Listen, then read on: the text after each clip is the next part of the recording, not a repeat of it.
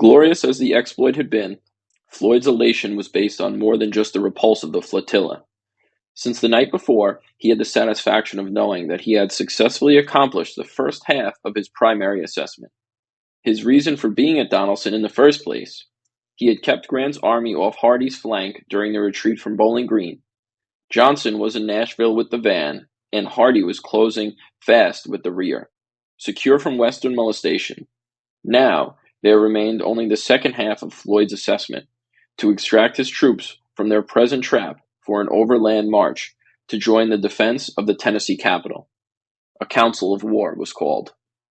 Between the two main other generals at the council, the confident Pillow and the cautious Buckner, Floyd swung one way first, then another, approaching nervous exhaustion in the process.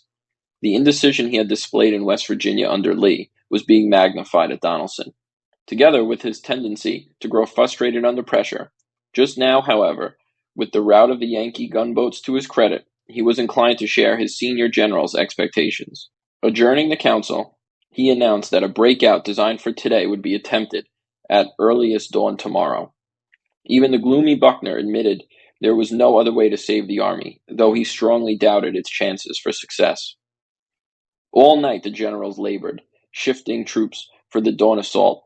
Pillow massed his division in attack formation south of Dover, while Buckner stripped the northward ridge of men and guns to cover the withdrawal once the Union right had been rolled back to open the road toward Nashville. Another storm came up in the night, freezing the soldiers thus exposed. Yet this had its advantages. The wind howled down the shouts of command, and the snowfall muffled the footsteps of the men and the clang of wheel guns on the frozen ground. No noise betrayed the movement to the Federals, huddled in pairs for warmth and sleep beyond the nearly deserted ridge.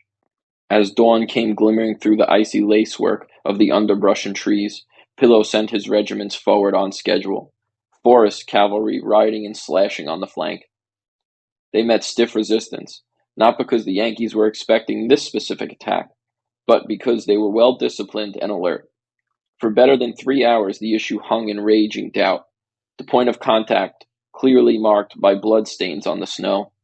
Running low on ammunition, McClernand's men gave way, fought out, and as they fell back, sliding off to the left and exposing in turn the right flank of Wallace, Pillow saw that he had achieved his objective.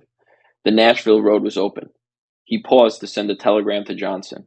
On the honor of a soldier, the day is ours. However, at that moment, the Confederate generals had an indecision on what to do next. While the generals stood there wrangling, Floyd arrived.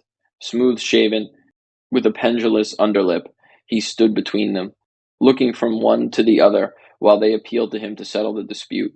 At first, he agreed with Buckner and told him to stay where he was, holding the escape hatch ajar. Then Pillow took him aside and reversed himself, ordering both divisions back into line on the ridge. The morning's fight had gone for nothing, together with bloodstains on the snow. Elsewhere, along the curving front, practically stripped of Confederate troops for the breakthrough concentration, the sector formerly held by Buckner's whole division, for example, had been left in charge of a single regiment with fewer than 500 men. The lines across the way were strangely silent. To the Southerners, widely spaced along the ridge, this seemed a special dispensation of Providence. Actually, however, the basis for the respite, though unusual, was entirely natural. Before daylight that morning, Grant had received a note from Flag Officer Foote, requesting an interview. The wounded Commodore was going back downriver for repairs, both for his worst-hit vessels and to himself, and he wanted to talk with Grant before he left. Grant rode northward to meet him aboard the flagship, having, he said later, no idea that there would be any engagement on land unless I brought it on myself. He left explicit orders that his division commanders were not to move from their present positions. Baffled by the wintry trees and ridges, the 3-hour uproar of Pillow's assault on the opposite end of the line reached him faintly, if at all. He rode on, hard-pressed. McClernand was calling for help which Grant's orders prohibited Wallace and Smith from sending, though the former, on his own responsibility, finally sent a brigade which helped to blunt the attack when his own lines were assailed. Grant knew nothing of this until past noon. When riding back from the gunboat conference, He had met a staff captain who informed him, white-faced with alarm, that McClernand's division had been struck and scattered into full retreat. Grant put spurs to his horse. Speed was impossible on the icy road, however, even for so skillful a horseman as Grant. It was 1 o'clock before he reached the near end of his line, where he found reassurance in the lack of excitement among the troops of Smith's division. Even Wallace's men, already engaged in part, showed fewer signs of panic than the captain who had met him crying havoc. McClernand's next in sight were another matter. They had been ousted from their position, taking some rough handling in the process, and they showed it. Now that the rebels had stopped shoving, they stopped running. But they stood around in leaderless clumps, empty cartridge boxes on display as an excuse for having yielded. They gave little evidence of wanting to regain what they had lost. There was a report that Confederate prisoners had 3 days' cooked rations in their haversacks. Some took this as proof that they were prepared for 3 days of hard fighting, but Grant had a different interpretation. He believed it meant that they were trying to escape, and he believed, further, that they were more demoralized by having failed in a desperate venture than his own men were by a temporary setback. "The one who attacks first now will be victorious," he said to his staff, "and the enemy will have to be in a hurry if he gets ahead of me." He told McClernand's men, "Fill your cartridge boxes quick and get into line. The enemy is trying to escape, and he must not be permitted to do so." This worked, he later said, like a charm. The men only wanted someone to give them a command. To the wounded Foote went a request that the gunboats make an appearance and throw a few shells at long range. He did not expect them to stage a real attack, he added, but he counted on the morale effect, both on his own troops and the enemy's, of hearing naval gunfire from the river.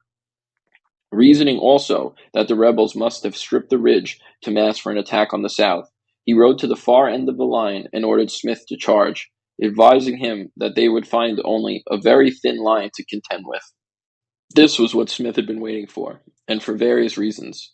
His bright blue eyes and oversized snowy mustache standing out in contrast to his high-colored face. He was regular Army to the core. The only man in the Western Theater, one of his fellow officers said, who could ride along the line of volunteers in regulation uniform without exciting laughter. Like many old Army men, since that Army had been predominantly Southern in tone, he was suspected of disloyalty. But Smith, who had been thrice brevetted for bravery in Mexico, was not disturbed by these suspicions. "They'll take it back after our first battle," he promised. And now, with that first battle in progress, he got his troops into line. He gave them orders not to fire until the rebel abatis had been cleared, and led them forward. High on his horse, the 60-year-old general turned from time to time in the saddle to observe the alignment and gesture with his sword. The bullets of the sharpshooters twittering around him. "I was nearly scared to death," one soldier afterward said, "but I saw the old man's white mustache over his shoulder and went on." They all went on, through the fallen timber and up the ridge, where they drove back the regiment Buckner had left to man the line. All that kept them from storming the fort itself was the arrival of the rest of Buckner's division, which Floyd had ordered back.